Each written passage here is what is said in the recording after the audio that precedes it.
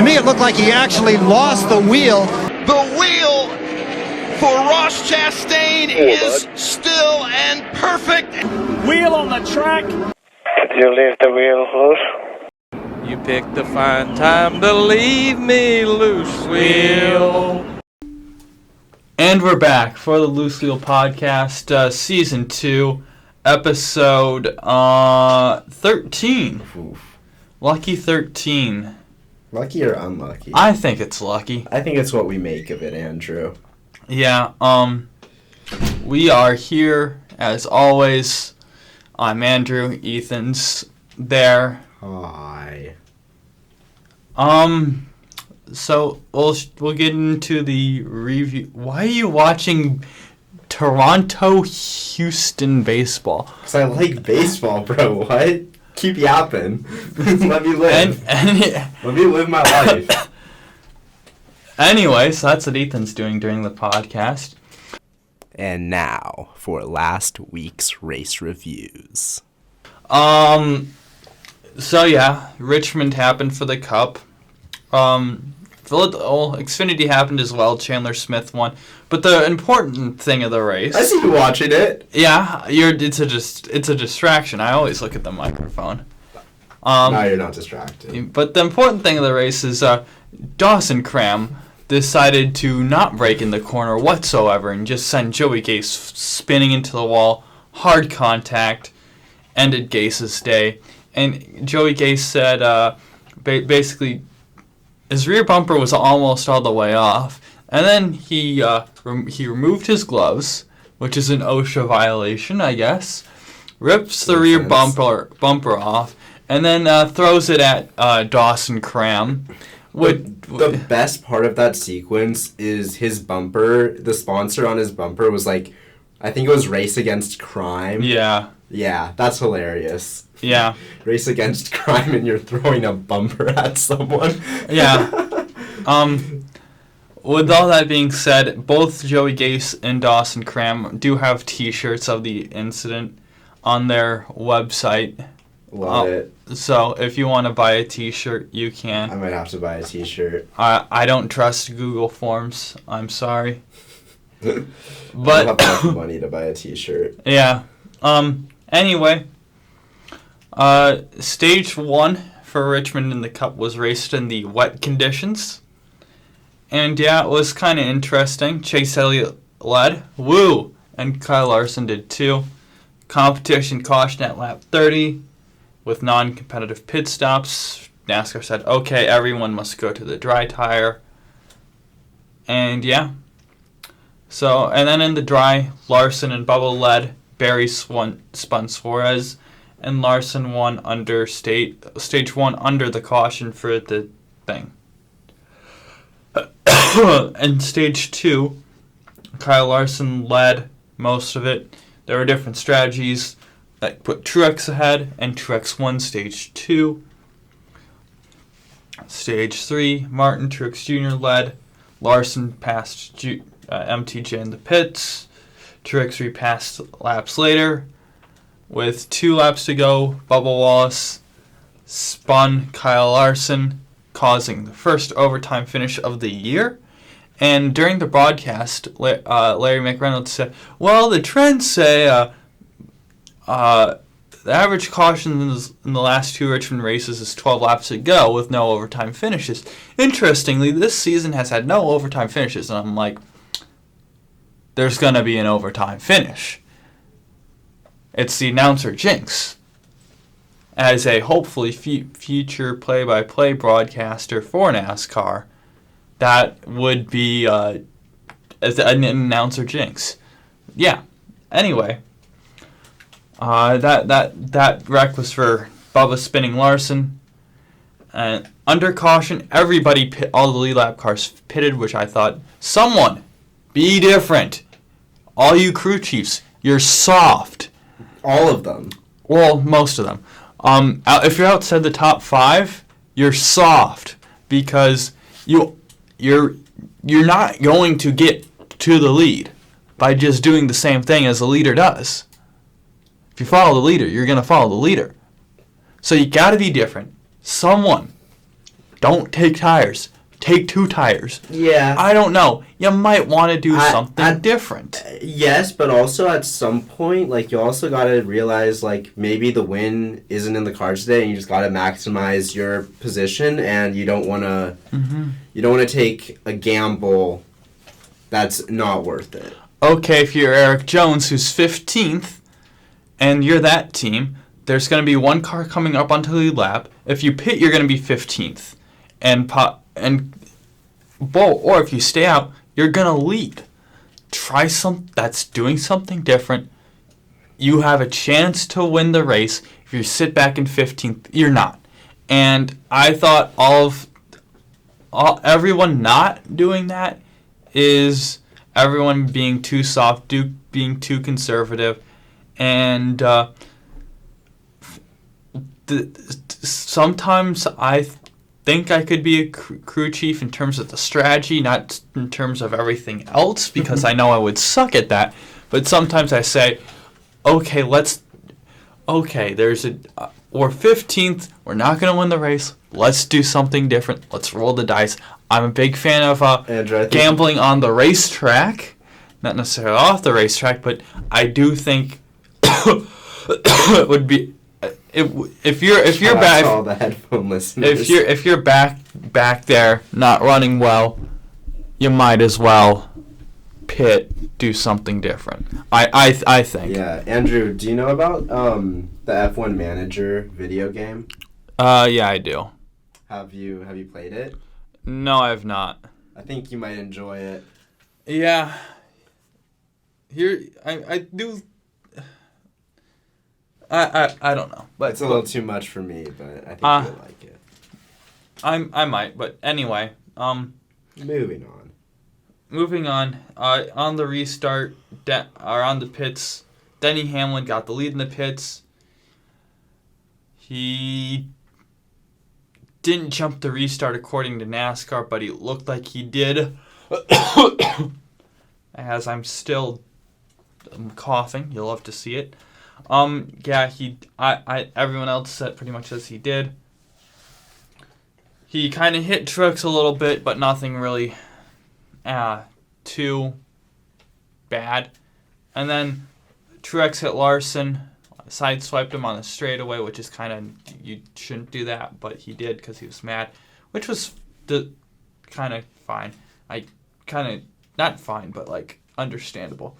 Denny won. And Larson kind of hit Truex at the finish. And Truex hits Hamlin pretty hard after the race because he was frustrated. Because imagine dominating a race in Martin Truex Jr. fashion, and you just don't win, which is kind of frustrating. Definitely. Which makes sense. So, yeah, he was frustrated, and it kind of just is unfortunate for Truex. Sure. Yeah, but the controversy from the race is, did Hamlin jump the restart? I say yes. I think NASCAR should have penalized him. I think the rules are the rules. If you don't follow the rules, you should get penalized. But NASCAR feels differently. They say, okay, if it's not egregious, we're not going to penalize you. Which it was close. NASCAR, what they're saying makes sense. It's a logical take. But I just don't agree with it. I think what really frustrated me at the time is they said, oh yeah, we're not even going to review the restart right away, and it took them a while, which I thought was an issue, at least for me, is that you want to get these calls at the end of the race right. Double check. Even if it's not close and you think it's kind of close, double check. Yeah, I don't know why you wouldn't. Yeah. So, yeah, that's it for the reviews. Moving on to the news. And now for the news. Good news is, according to Marshall Pruitt, Prema has secured a pair of engine leashes from Chevy and is expected to announce a two-car IndyCar effort in the coming weeks. That's exciting. So, yeah, engine leases are the biggest hurdle. Chevrolet, a couple cars down compared to Honda. And Honda feels that they're maxed out. And Chevy's basically going to be the same as Honda with these two entries if they do come to plan. So, yeah, that just shows IndyCar needs a third engine manufacturer. Yeah. Because, Are there any, rumors on who the two drivers could be for Prema? I assume no. it would, potentially, drivers that came through Prema in F3 or F2, but never really panned out in F1. Yeah, or in whatever European racing. So, and, they want to stay open wheels, and your option is IndyCar at that point. If I were them, I would go get a veteran. I would too, and just then because you're a new team, you want to have that veteran presence. And then pair it with a rookie. I don't know exactly who's going to be a free agent, but maybe Rinus VK would be a good driver for them in the fact, even though he wasn't actually up through the American open wheel system. Yeah. But I do think a race winner, IndyCar, at this point, veteran, which is I remember him coming up, and who's kind of just at a stale point in his career with Ed Carpenter. VK can fit that veteran spot, and then not a true rookie, but Callum Ilott in that second seat. Maybe. There's already a relationship there. Mm-hmm. Plausible. Maybe, yeah. We'll see. It'll be interesting to see. Let me go to Prema's Wikipedia. Oh, because trusted of resources. See who they've had in the past driving for them of note, who's in IndyCar. Absolutely no one in what is currently called F2. F3, Marcus Armstrong has driven for them now. He's in driving Chip Ganassi in the 11. I don't think he would go over just because I think he'd want to stay at Ganassi. Even though he's down in the pegging order, Dixon's going to retire eventually. Yeah. I'm actually scrolling. Ilott does have a relationship with him, though, so that's... Yeah. He raced F3, European F3 with Prema. Maybe Yuri Vips, he's raced with them in the past. He's done a couple IndyCar starts, rather. And I'm scrolling. It's surprising because I feel like a lot of people have gone through the European system and only one, really. I think it's probably because most of the time, if you're a Prema guy, you stick around Europe. Good. Even if you're not in F1, you probably, do you go to DTM? Do you just do endurance racing? I don't know, but... Yeah. Anyway, there's Callum Ilott. He won something. He won F3. Did he win F3 with them? European F3? Yeah. Might have been. Where is he? He's somewhere. Or he won. Well, he helped win the team's championship for them, rather. Yeah. Who knows? You might get one of their current people to go into IndyCar as a rookie. It's an interesting thought experiment. Yeah. Forsyth to buy the remaining Long Beach stake, committing the event to IndyCar. So if you're an IndyCar fan, that race is staying with IndyCar, as it should really. It's been with IndyCar for so long. Yes, F1 has done it in the past, but that was a long time ago. It's an IndyCar event. It's their second biggest event, and yeah, it's good to see that Long Beach will be on the calendar for IndyCar. Yeah. Next up in the news is Cadillac was disqualified from Qatar, and AF Corsa was hit with a fine. Yeah, so the thing with Cadillac is they kind of got, it wasn't their fault. It was they received a part that wasn't built right, and they raced it. So that's kind of unfortunate. And of course Ferrari, what they did, I think it was the GT team that did this. They snuck 3 engineers as marketing people. You kind of can't do that. So they had a fine for that. Get to donate to the charity called the FIA. But yeah. Speaking of charities, a new one called the Ground has taken some charity, I guess. In North Wilkesboro, with a sinkhole, unearthed a moonshine cave, which is that's insanity. That was a smooth transition. Yeah, but North Wilkesboro has been around since the beginning, and if you know, NASCAR was built on running moonshine, and one of the. Tis true. So yeah. So and that would be a good place to hide.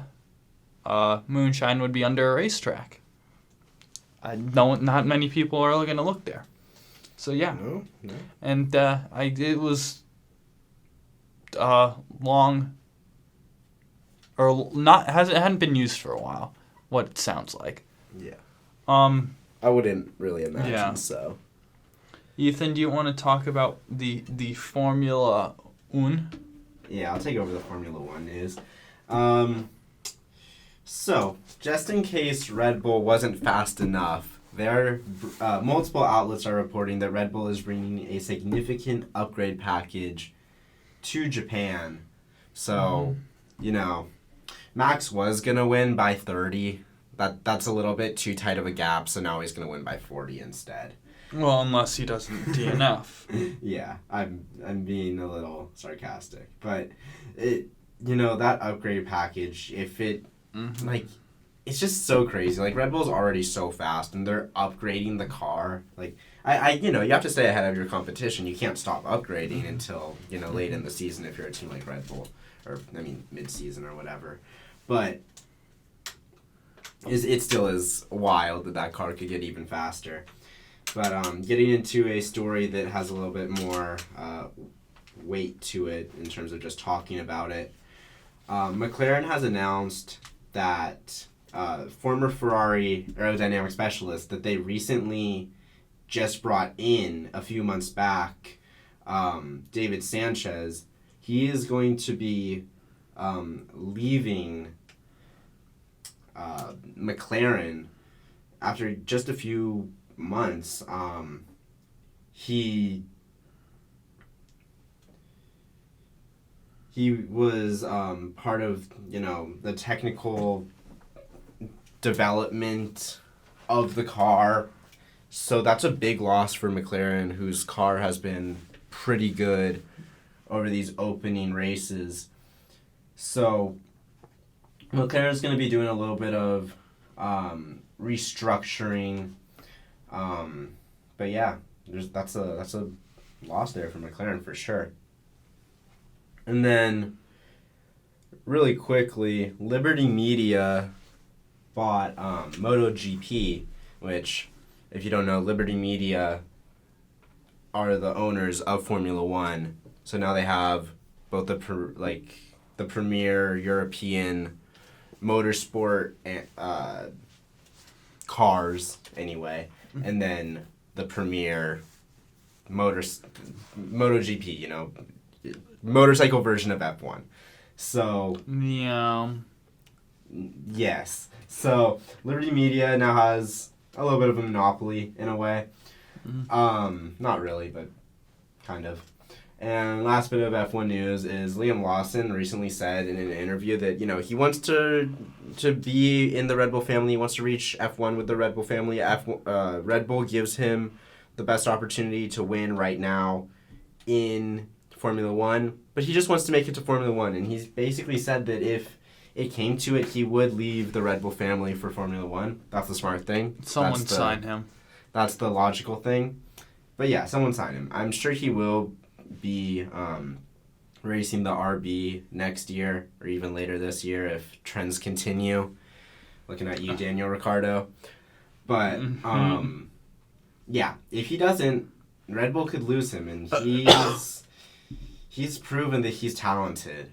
He's not a driver you wanna risk going elsewhere. Want to get into the... And now for next week's race previews. The previews. Yours is first, but yeah, let's get into the previews. Sure. I'm first, apparently. Japan. So, we've seen a lot of Japan being kind of at the end of the season. Now it's earlier in the season. Not sure how much that changes with weather and all that, but something to point out there. Of course, racing at Suzuka. It's a great track. There's really, this is the thing with the F1 previews. There's really not much to say. Max Verstappen's probably going to win. The Ferraris are probably going to be the second fastest car. McLaren's probably going to be the third fastest. Mercedes, Austin, so on and so forth. Kind of how it's been for the season. The thing with Suzuka, it is a longer track. There are a lot of different types of turns and all that. So there's long straights. It's a figure eight. It is the only one on the calendar. There's medium speed corners, high speed corners, low speed corners. I think that just having a well-rounded car will benefit you for Suzuka. But, I mean, we already mostly know how things are going to play out. It's just, who gets what midfield position. Yeah. Want to talk about Martinsville? Martinsville, yeah, it's a short track. It's a bad, fast, short track. Yeah, it's going to be at night, so they're going to have the light show again to celebrate the winner. And compared to Richmond, I do think there's going to be more beat and banging. Something closer to what Bristol was in terms of that. But we're going to take the tire wear from Richmond. So you'll see kind of a hybrid race in between those two. Yeah, that's what's going to be different. Going to definitely see a lot more cautions, I think, than both Bristol and Richmond, actually. What else is there about Martinsville? You can get yourself a nice $1 hot dog there. Shout out that. Yeah, the hot dog stand that it's famous for. No, Hendrick Motorsports is going to run the Ruby Red cars this week because it was the, I think, 40th anniversary from their first win, and if they didn't win that race, they were going to shut down with Ricky Rudd driving. So Ricky Rudd did win that race. And now we know Hendrick Motorsports is the team that it is. If he didn't win that race, had an engine blow, who knows what NASCAR would look like right now. Yeah. That's a huge thing. And now shall we move into the picks, Ethan? And now for next week's race picks. Yeah, just going over last week real quick. I had the perfect 2-race weekend. Chandler Smith winning Xfinity and Denny Hamlin winning Cup Series. Andrew joined me with the Denny Hamlin pick. However, he had Justin Allgaier. And did Morgan pick last week for the guest? No. Who picked last week? Evan. Evan. You should have had. He should have had Truex. Had Riley Herbst, and yeah, Truex should have been his, but that's not the way the cookie crumbled. I like cookies. Me too, dude. Me too. So the points, Andrew currently leading with 75. Woo! I'm at 68. The comeback is happening, and then I'm just wanting you to think that. And then the collective guest sitting at 53. Mm-hmm. Man, they're farther back than I thought. Yeah. So we got Morgan, who will, I think we said he would be on this week. Change of plans, he will be on next week with us. Mm-hmm. And he picked Taylor Gray for the Truck Series. That would be his first career win, and I do feel a Taylor Gray win is coming. Yeah. And I do like it. I do think it would be at short track. Yeah. But yeah. It's a respectable pick. Yeah. I have Corey Heim. Corey Heim is good everywhere. He won last week. He has some momentum. He's good at, like I said, he's good everywhere, but, he's good at tracks like Martinsville. And then Andrew, playing the smart game, blocking me off, but, also, it's Corey Heim. Because it's the best pick. It is the best pick. So, Corey Heim for both me and Andrew. Andrew, you want to add on to why both of us are choosing Corey Heim? Regular season champion last year in trucks, arguably the best driver in trucks last year. Should have been in one of Joe Gibbs' 4 Xfinity cars. Wasn't. So, yeah. Morgan picked Austin Hill for Xfinity Martinsville. Which was interesting. He was at the front last year, and he and Sheldon Creed got into a bullying session. Yeah. And I forgot who won that race, but I will say, I predicted there was going to be a fight that race or something like that. And there was. And yeah. Short tracks, though, are not Austin Hill's specialty. Not that he can't win a short track, but that's just not his specialty. Mm-hmm. And then, same thing with Corey Heim. Me and Andrew both have Chandler Smith. I believe he won Martinsville last year as a rookie, right? Yeah. Yeah. And he's always been good at short tracks his entire career, to be honest. Yeah. And he's won 2 short tracks this year so far, so yeah.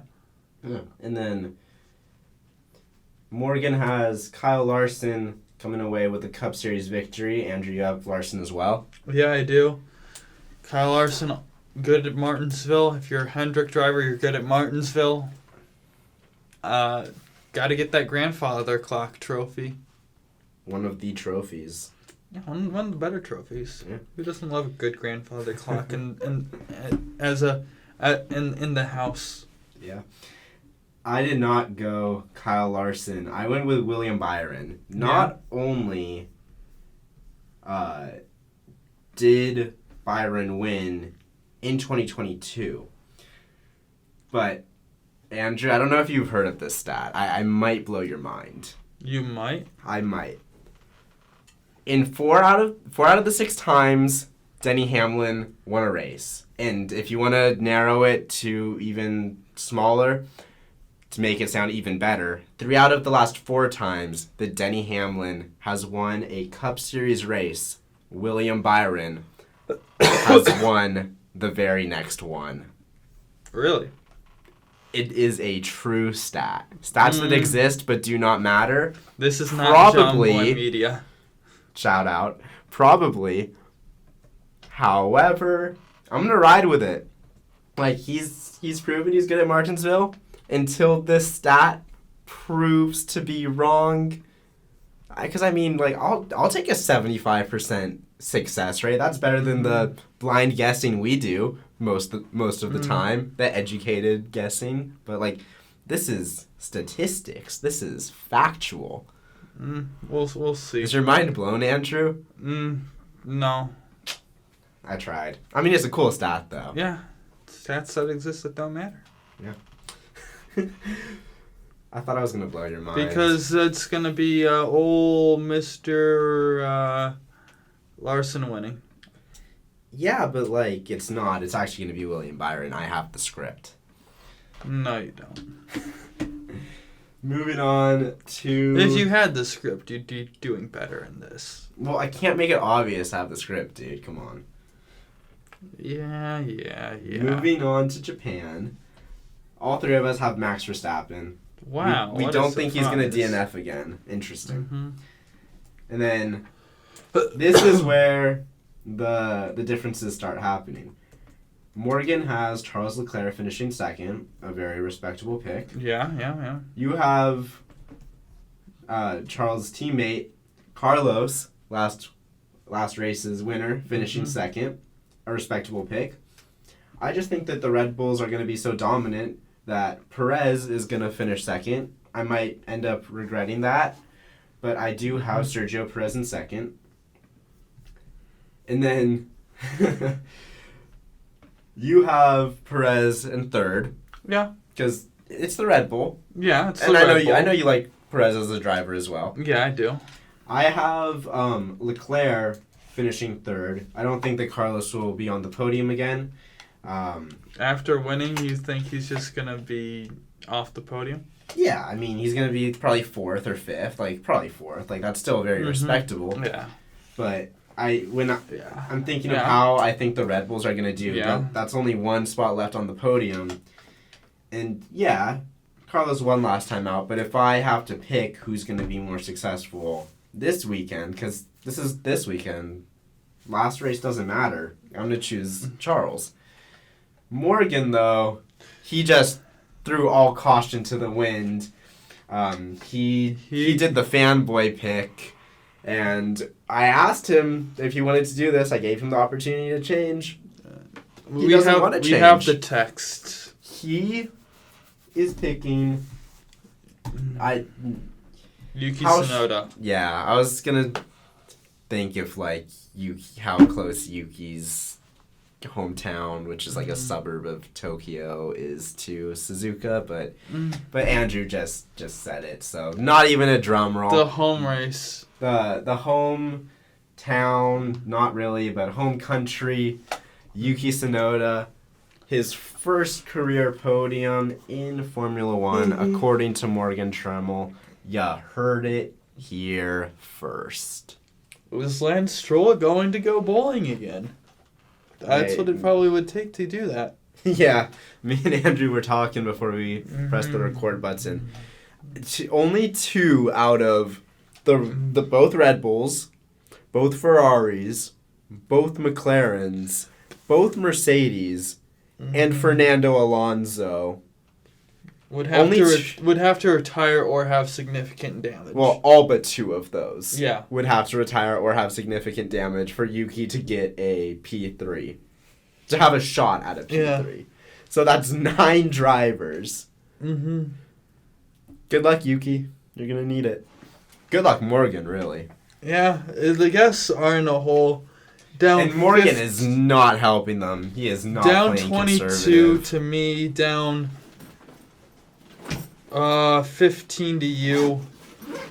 So yeah, with that being said, thank you for tuning in this week. We are going to have a longer show next week, hopefully. Yes. Yeah. If not, I'll blame Ethan. What did I do? We'll just blame you because it's funny. Alright, dude. Whatever. Anyway, with that being said, goodbye. Bye. All right. Here we go, guys and gals. And boogity, boogity, boogity. Let's go racing, drivers!